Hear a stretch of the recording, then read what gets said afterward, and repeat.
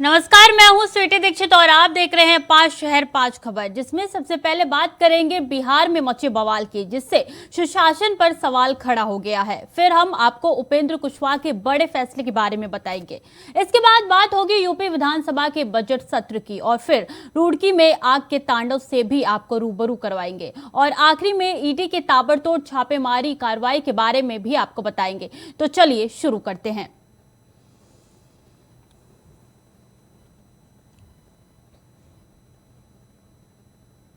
बिहार के पटना में जेठुली गांव में रविवार को पार्किंग को लेकर दो पक्षों में हुए विवाद में 50 राउंड फायरिंग हुई, जिसमें 2 लोगों की मौत हो गई।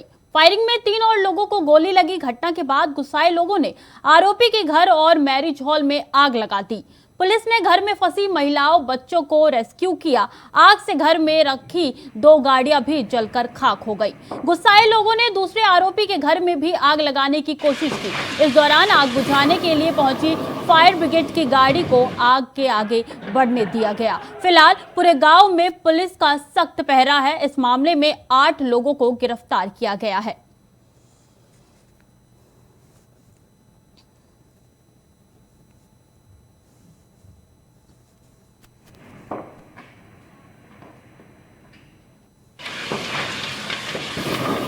तो देखिए, ये पटना की तस्वीरें हैं जो हम आपको दिखा रहे हैं। पार्किंग विवाद के कारण ये जो हुआ था, ये पूरा विवाद हुआ था और ये विवाद जो है हत्याकांड में तब्दील हो गया। आपको बता दें कि किस तरीके से यहाँ पे पथराव लगातार किए जा रहे हैं। पंचायत पड़ता है नदी थाना क्षेत्र में। आज 2 पक्षों के बीच में पुरानी रंजिश को लेकर गोलीबारी की घटना हुई थी, जिसमें एक व्यक्ति की मृत्यु हुई है। उसके बाद वहां पर जो स्थानीय मुखिया हैं, उन्हीं के ऊपर ही पूरे गांव वासियों ने आरोप लगाया कि यही उसमें शामिल थे, षड्यंत्र में शामिल थे और इसी को लेकर उन्होंने विधि व्यवस्था की। हम लोगों ने यहाँ से फोर्स एक्स्ट्रा भी जो आया है वहाँ पर, उन्होंने जो स्थानीय मुखिया का गोदाम भी है वहाँ पर आगजनी भी की थी। तो सिचुएशन को नियंत्रित किया गया है। जो मुखिया है उसको हिरासत में लेकर पूछताछ की जा रही है। अभी औपचारिक रूप से प्राथमिकी दर्ज नहीं हुई है। जो भी प्राथमिकी में कारण आएंगे, नाम आएंगे, उनकी प्रॉपर विधि सम्मत कार्रवाई है। साक्ष्य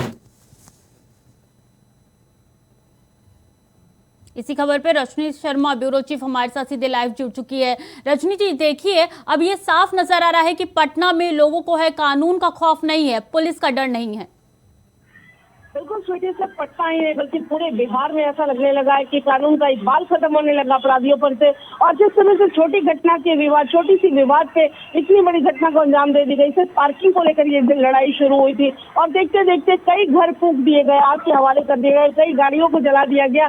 साथ ही साथ जब फायरिंग होने लगी तो हालांकि पुलिस ये करी कि लाइसेंसी गन से फायरिंग की गई है, लाइसेंसी रिवॉल्वर से फायरिंग की गई है, लेकिन वो लाइसेंसी रिवॉल्वर से अंधाधुंध जिस तरह से फायरिंग की गई और 5 लोग घायल हो गए, 2 लोगों की मौत हो गई और उसके बाद इस पूरे इलाके में हिंसा भड़क उठी और लोग काफी आक्रोशित हो गए। यहाँ तक कि पुलिस को भी पथराव किया जाने लगा और ग्रामीणों का ग्रामीण इतने गुस्से में नजर आ रहे थे कि वहाँ पे धारा 144 लगाना पड़ा। गाँव में ना मीडिया को अब जाने दिया जा रहा है, ना ही पुलिस जा पा रही थी। तो फिर पुलिस ने तमाम थानों को वहाँ पर डिप्लॉय किया और वहाँ पे छावनी में तब्दील कर दी गई है। धारा 144 लगा दी गई है। 8 लोगों की गिरफ्तारियां हो चुकी है और पुलिस मुख्यालय में प्रेस कॉन्फ्रेंस कर एडीसी ने ये भी कहा है कि अब जल्द ही मुख्य आरोपी जो है उसकी भी गिरफ्तारी हो जाएगी। तो तमाम, हालांकि पुलिस की माने तो पुलिस ये कह रही है कि तमाम स्थितियां जो है वो कंट्रोल में है, लेकिन अभी भी जो 3 लोग घायल है उनकी स्थिति नाजुक बनी हुई है। आखिर पूरा विवाद है क्या? किस तरीके से जो है ये पथराव शुरू हुआ दोनों गुटों के बीच में? पुरानी रंजिश बताई जा रही है क्या कोई? बिल्कुल छोटी, देखिए, एक मुखिया पति है और एक पूर्व मुखिया प्रत्याशी है। जो पूर्व मुखिया प्रत्याशी है उनका ये आरोप था कि उनके घर के सामने मुखिया पति की गाड़ी लगी हुई थी और जब उन्होंने अपनी गाड़ी को अपने पार्किंग से निकालने के लिए मुखिया पति के ड्राइवर को कहा तो इस बात को लेकर विवाद शुरू हो गए। विवाद इतना बढ़ा कि इतनी छोटी सी बात का विवाद इतना बढ़ा कि मामला इस हद तक पहुंच गया। हालांकि ग्रामीणों के माने से ये अदावत लंबे समय से चली आ रही है। ये आपसी वर्चस्व की लड़ाई है उस इलाके की।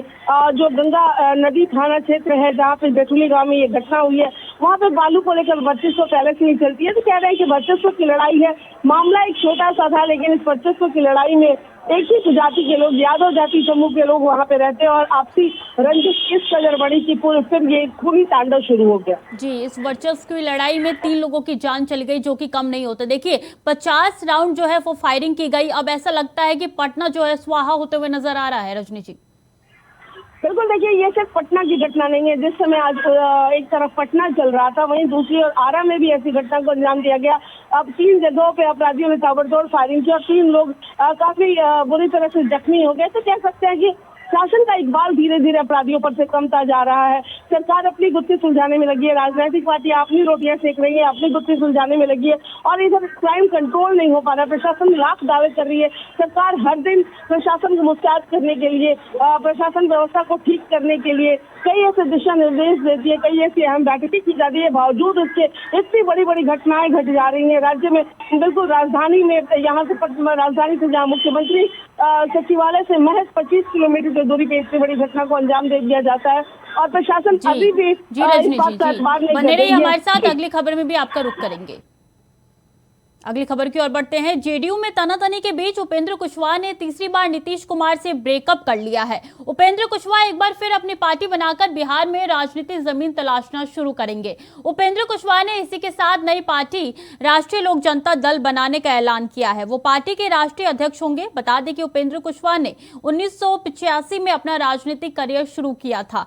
यहाँ पहला मौका नहीं है जब उपेंद्र ने नीतीश कुमार का ये साथ छोड़ा है। इससे पहले भी 2005 और 2013 में नीतीश का साथ छोड़कर अपनी पार्टी का गठन कर चुके हैं। हालांकि इस दौरान कुशवाहा बिहार की राजनीति में कोई खास छाप नहीं छोड़ सके। ऐसे में दोनों बार उन्हें लौटना नीतीश कुमार की शर्म नहीं पड़ा। नीतीश के साथ कुशवाहा ने ब्रेकअप कर लिया है।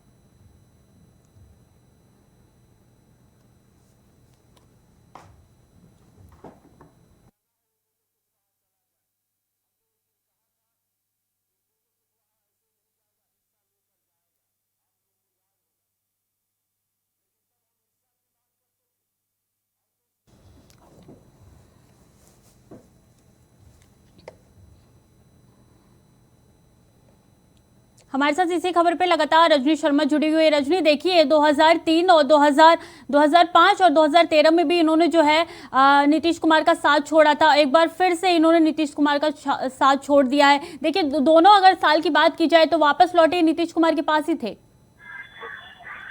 बिल्कुल, देखिए उपेंद्र कुशवाहा की अगर बात करें तो ब्रेकअप के अलावा अब उनके पास कोई और चारा नहीं था, क्योंकि लगातार पार्टी की ओर से उन्हें ये धमकियां दी जा रही थी कि पार्टी अनुशासनात्मक कार्रवाई करेगी और लगातार वो अपना ठिकरा फोड़ रहे थे इस बात को लेकर कि उन्हें सिर्फ जेडीयू की तरफ से झुंझुना समाया गया, संसदीय बोर्ड का अध्यक्ष बनाया गया है, लेकिन उनके पास कोई ऐसी पावर नहीं है और वो ये लगातार इस बात ये आरोप लगाते रहते कि जेडीयू में मुख्यमंत्री नीतीश कुमार की नहीं चलती है और नीतीश कुमार को लोग बदला रहे हैं और वो नीतीश कुमार के लिए लड़ाई लड़ गए।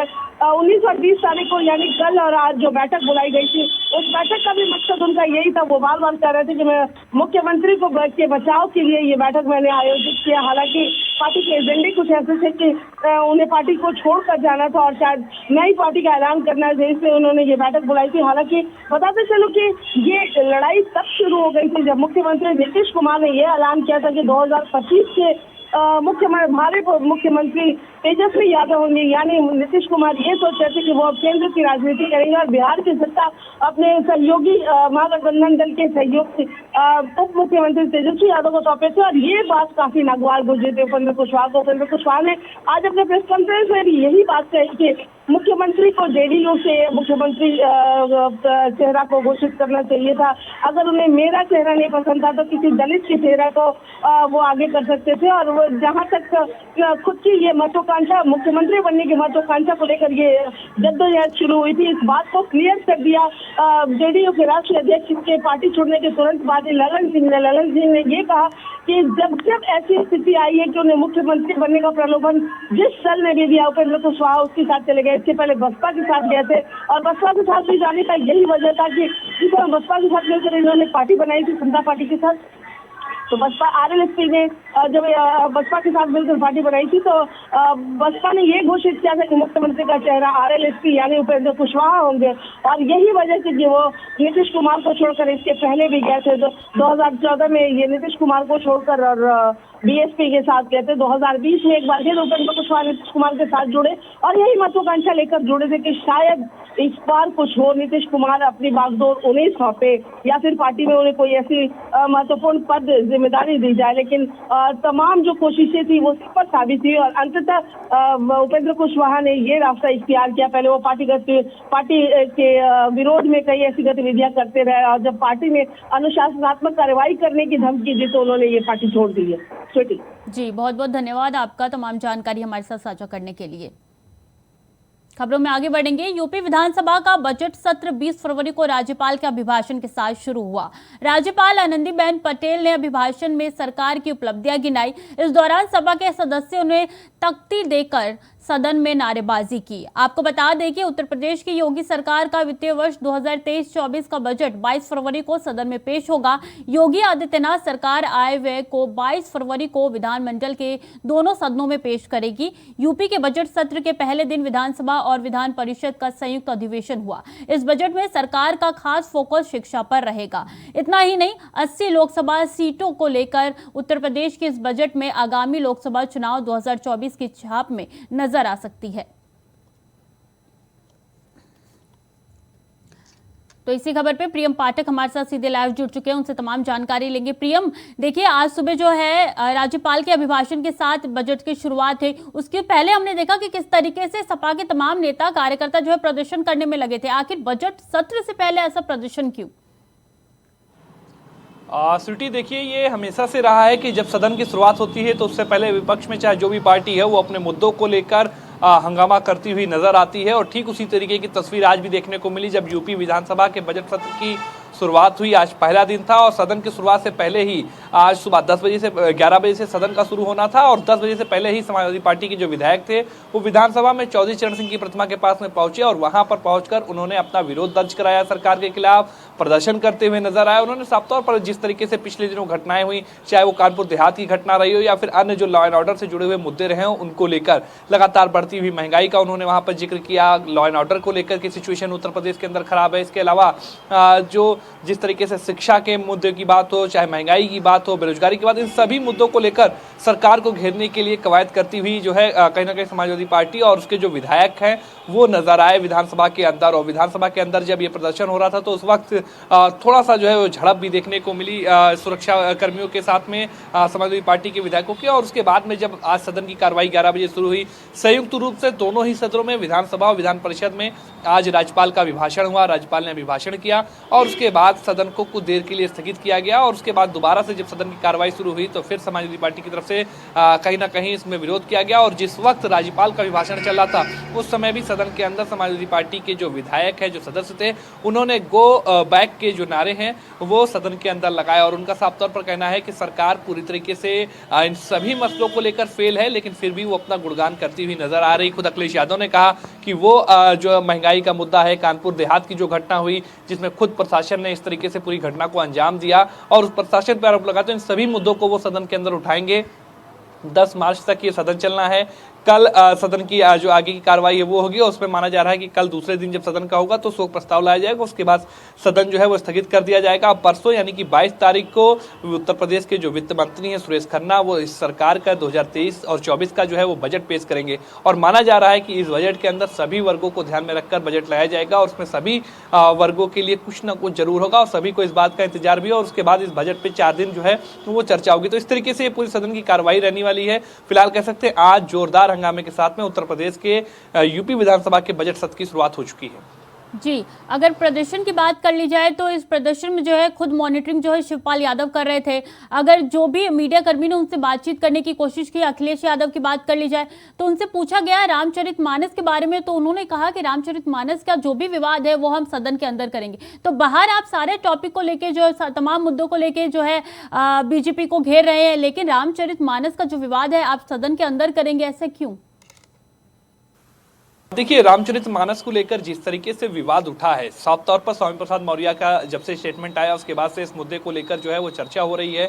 कल भी जब समाजवादी पार्टी के विधायक दल की बैठक हुई थी तो उसमें ये पार्टी की तरफ से हिदायत दी गई थी, अखिलेश यादव की तरफ से हिदायत दी गई थी कि धार्मिक मसलों को लेकर कोई भी सदस्य जो है, कोई भी विधायक जो है वो किसी भी तरीके से टिप्पणी नहीं करेगा। और कहीं ना कहीं जब स्वामी प्रसाद मौर्य का भी इससे पहले जब हमने देखा था बयान आया था तो उस समय भी शिवपाल यादव की तरफ से और पार्टी की तरफ से कहा गया था कि ये उनका व्यक्तिगत बयान है। उस बयान से पार्टी ने अपने आप को कहीं पर भी जोड़ते हुए नजर नहीं आई थी। ठीक उसी तरीके से अखिलेश यादव ने भी कहा कि उस मुद्दे को अगर उनको उचित लगेगा तो वो सदन के अंदर उठाएंगे, लेकिन सदन के बाहर धार्मिक मसलों को लेकर कहीं पर भी समाजवादी पार्टी जो है वो बात करती हुई नजर नहीं आएगी। लेकिन स्वामी प्रसाद मौर्य आए, उनसे जब हम लोग ने बात करी, मीडिया ने उनसे बात करी, तो उन्होंने साफ तौर पर कहा कि वो इस मसले को जरूर सदन के अंदर भी उठाएंगे, सदन के बाहर भी उठा रहे हैं और उसमें इस बात को लेकर वो विशेष तौर पर जो है वो कहीं ना कहीं उनका अपना विरोध भी जो है उसको दर्ज कराएंगे। शुक्रिया आपका तमाम जानकारी हमारे साथ साझा करने के लिए। खबरों में आगे बढ़ेंगे। रुड़की सिविल लाइन कोतवाली क्षेत्र के पंचायती धर्मशाला के पास उस समय अफरा तफरी का माहौल हो गया जब एक मार्केट में अचानक से आग लग गई।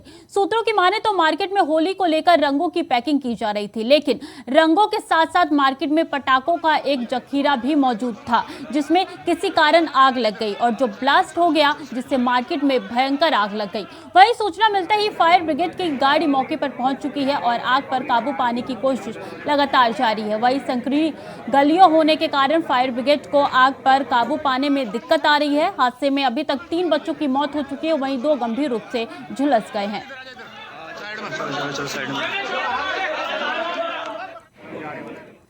विकास चौहान ज्यादा जानकारी के साथ हमारे साथ जुड़ चुके हैं। विकास, देखिए किस तरीके से यहाँ पे जो है अवैध फैक्ट्री चल रही थी, पुलिस के नाक के नीचे से हो रहा था, प्रशासन के नाक के नीचे हो रहा, किसी को थोड़ी भी भनक नहीं लगी? बिल्कुल, एक बड़ा घटना यहाँ पर रुड़की कोतवाली क्षेत्र में यहाँ पर घटी है, जहाँ पर बताया जा रहा है, जो सूचना अभी तक मिली है उसके अनुसार रंग भरने का जो काम यहाँ पर चल रहा था। हालांकि वहाँ पर बताया जा रहा है कि वहाँ पर पटाखे का एक बड़ा जखीरा भी वहाँ पर रखा था, एक गोदाम वहाँ पर बनाया गया था, जिसमें किसी वजह से आग लगने के बाद वहाँ पर जो तीन बच्चे यहाँ पर झुलसे हैं। हालांकि इसके बाद एक शव और भी बरामद किया है, तो टोटल यहाँ पर अभी 4 की मौत यहाँ पर हुई है इस अग्निकांड में और वहीं 2 बच्चों की यहाँ पर झुलसने के कारण यहाँ पर गंभीर रूप से घायल हुए हैं, जिनको देहरादून हायर सेंटर के लिए रवाना कर दिया गया है। अगर हम बात करें आग की, तो फिलहाल आग पर काबू पा लिया गया है। हालांकि जिस समय आग पर घटना घटी उस समय आग पर काबू पाना बहुत मुश्किल हो रहा था फायर ब्रिगेड के द्वारा, क्योंकि एक तो संकरी गलियां यहाँ पर थी और उसके बाद जिस तरह से पटाखों में लगातार आग लग रही थी, उससे फायर ब्रिगेड को भी काफी मशक्कत यहाँ पर उसको काबू करने में लगी है। तो वहीं अगर हम बात करें कि जिस तरह से संकरी गलियों में एक गोदाम यहाँ पर पटाखों का बनाया गया, तो कप्तान जो अजय सिंह है उनका साफ ये कहना था कि फिलहाल उनकी जो प्राथमिकता यहाँ पर जो घायल हुए हैं उनको हॉस्पिटल पहुंचाने की है और यहाँ की जो स्थिति है उसको नियंत्रित करने की है। उसके बाद ये सभी मुद्दे कि वो बच्चे वहाँ पर क्या कर रहे थे फैक्ट्री में, क्या वो वहाँ पर लेबर के रूप में आए थे या कुछ सामान खरीदने आए थे, या फिर इस फैक्ट्री का जो संचालन है वो किस आधार पर यहाँ पर किया जा रहा था, इस सब पर विवेचना यहाँ पर लगातार की जाएगी। क्या पुलिस ने किसी के खिलाफ FIR या कोई शिकायत दर्ज की है? आखिर ये अवैध फैक्ट्री चल किसके नाकों के नीचे रही थी, आखिर ये ऐसा क्यों हो रहा था? क्योंकि देखिए इसमें 16 साल के एक नाबालिग की भी मौत हो चुकी है। बिल्कुल, जिस तरह से बच्चों का वहाँ पर मौत हुई है उससे बड़ा सवाल यहाँ पर खड़ा हुआ है।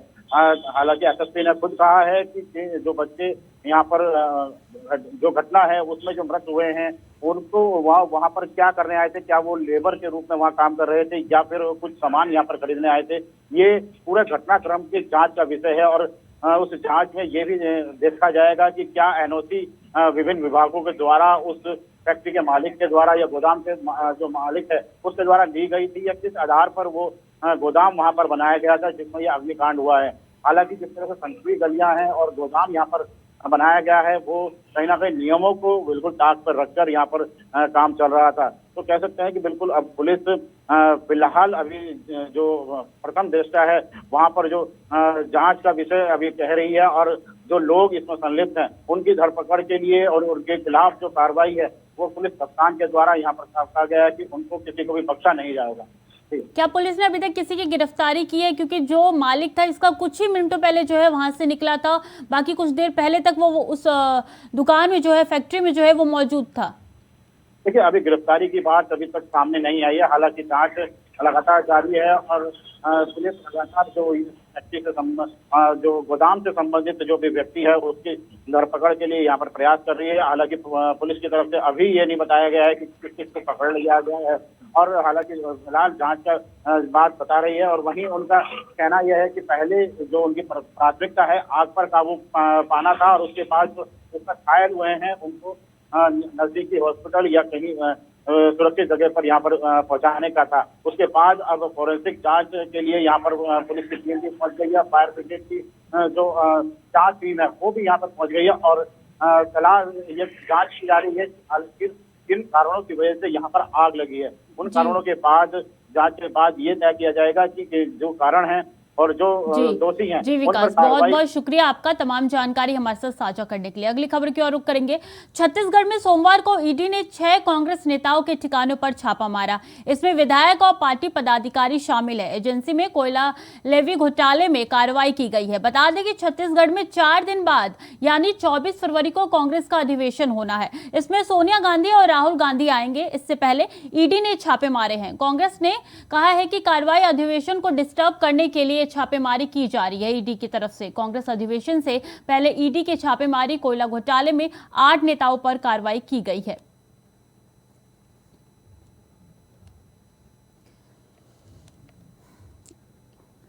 इसी खबर पे मनोज शुक्ला सीधे ब्यूरो चीफ हमारे साथ छत्तीसगढ़ से जुड़ चुके हैं। मनोज जी, देखिए आखिर ये कार्रवाई क्यों की गई, क्योंकि कांग्रेस की तरफ से तो साफ कहना है कि अधिवेशन होने वाले हैं जिसको डिस्टर्ब करने के लिए बीजेपी ने एक कार्रवाई की है, लेकिन सच क्या है इस कार्रवाई का? जी, क्योंकि आपको बता दें कि ये दिसंबर महीने से ही ईडी की कार्रवाई लगातार छत्तीसगढ़ में चल रही है, जिसे लेकर आज सुबह 6 बजे से करीब आधा दर्जन कांग्रेस नेताओं के घर पे छापेमारी चल रही है। कांग्रेस का वही कहना है कि ये मतलब सिर्फ बीजेपी ये दुर्भावनापूर्ण तरीके से कार्य कर रही है, जिससे हम डरने वाले भी नहीं है। और उनका इस मामले में भूपेश बघेल का भी बयान सामने आया है। भूपेश बघेल का कहना है कि छत्तीसगढ़ में सिर्फ अपना वर्चस्व जमाने के लिए बीजेपी ये कार्य कर रही है। और आपको ये भी बता दें कि यहाँ पे राष्ट्रीय अधिवेशन कांग्रेस का होना है 24 तारीख को, उसको डिस्टर्ब करने के लिए कांग्रेस का ये बहुत बड़ा आरोप लग रहा है बीजेपी सरकार के ऊपर। जी मनोज जी, देखिए अगर इसकी बात कर ली जाए तो जो कोयला कांड है ये तो जो 2021 का ये पूरा मामला है। अब देखिए फिर अक्टूबर 2022 में छापेमारी भी की गई, जिसके बाद से कांग्रेस राजभवन से जो है कई भारी मात्रा में जो है पैसे बरामद किए गए थे। उसके बाद से ईडी लगातार छापेमारी कर रही है, क्या अपडेट है? जी, क्योंकि इस कोल कारोबारियों समेत कई आईएएस अधिकारी भी कोल मामले में अभी जेल में है। ईडी की काफी दिनों से कार्रवाई चल रही है उस मामले में, लेकिन कांग्रेस का ये कहना है कि ये जो राष्ट्रीय अधिवेशन हो रहा है इससे बीजेपी की छवि धूमिल होगी। बीजेपी अपना एक जमीन बनाना चाह रही है छत्तीसगढ़ में, जिसे लेकर जो है बीजेपी ईडी और सीबीआई का सहारा ले रही है, ऐसा कांग्रेस के नेताओं का कहना है। भूपेश बघेल ने सुबह 3 ट्वीट लगातार किया। उनका भी कहना है कि बीजेपी सिर्फ जो है दुर्भावनापूर्ण तरीके से ये कार्रवाई कर रही है कि राष्ट्रीय अधिवेशन में कोई विघ्न पड़े। जी, जैसे कि आपने बताया कि सीएम बघेल ने सुबह इसके लेकर ट्वीट किया, क्या लगता है उसके बाद से किसी बीजेपी नेता की प्रतिक्रिया सामने आई है छत्तीसगढ़ से? नहीं सीखी, बीजेपी नेताओं की प्रतिक्रिया नहीं है। हाँ, एक बात सामने जरूर आई है, अभी जो छापेमारी कार्रवाई चल रही है उसको लेकर कांग्रेस नेताओं ने अब घेराबंदी शुरू कर दिया है। सभी जगहों पे आधा दर्जन ठिकानों पे कांग्रेस नेताओं के ठिकानों पे छापेमारी कार्रवाई अभी भी लगातार जारी है, जिसे लेकर अब कांग्रेस नेताओं ने धरना प्रदर्शन वहां पे करना शुरू कर दिया है। ऐसी जानकारी निकल के सामने आ रही है कि कल दोपहर के बाद भी जो है इस छापेमारी को लेकर जो है कांग्रेस घेराव करेगी ईडी के दफ्तर का, क्या अपडेट है इसको लेकर? जी जी जी, आज से ही ये बात सामने आई थी कि यहाँ के संचार विभाग के अध्यक्ष सुशील आनंद शुक्ला का कहना था कि हम लोग ईडी कार्यालय का घेराव करेंगे। फिलहाल अभी ईडी की कार्रवाई लगातार आधा दर्जन कांग्रेस नेताओं के यहाँ छापेमारी चल रही है, जिसे लेकर काफी मात्रा में कांग्रेस नेताओं का धरना प्रदर्शन भी जगह जगह पे शुरू हो चुका है। क्या लगता है कब तक ईडी अपनी कार्रवाई पूरी करेगी? जी, क्योंकि इस बारे में अभी कुछ कहा नहीं जा सकता है। ईडी की तरफ से कोई प्रतिक्रिया सामने अभी नहीं आई है। जी, बहुत बहुत धन्यवाद आपका तमाम जानकारी हमारे साथ साझा करने के लिए। फिलहाल वक्त हो चुका है इस बुलेटिन में इतना ही। बाकी खबरों के लिए देखते रहिए इंडिया वॉइस।